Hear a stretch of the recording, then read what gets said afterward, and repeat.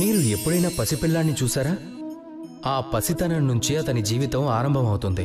చిన్ననాటి బాల్యం నుంచి పెరిగి పెద్దయ్యేంత వరకు లెక్కలేనన్ని అనుభవాలు ఎదురవుతాయి. తప్పటడుగులేస్తారు, కింద పడతారు, దెబ్బలు తగిలించుకుంటారు. ఆ ప్రక్రియలో బాధపడినా సరే నడక నేర్చుకుంటారు. చివరిగా వారికి గుర్తుండేది ఏమిటంటే వాళ్ళు నేర్చుకున్న నడక మాత్రమే. కనుక మీరు కూడా ఒక్కసారి మీ జీవితంలోని తొలి అనుభవాలను గుర్తు చేసుకోండి. మీ బాల్యాన్ని గుర్తు చేసుకోండి. ఆ విధంగా మీ బాల్యాన్ని గుర్తు చేసుకున్నప్పుడు మీ మనసులో మధురానుభూతులు మాత్రమే కనిపిస్తాయి, చెడు అనుభవాలు కాదు. అందుకనే బాల్యం అనేది ఎంతో గొప్పది. అది మనం మరువలేనిది. అందుకనే చెప్తున్నాను, మీరు ఇప్పటికీ ఎంత పెద్దవారైనా సరే చెడు పనులను, చెడు అలవాట్లను మర్చిపోయే ప్రయత్నం చేయండి.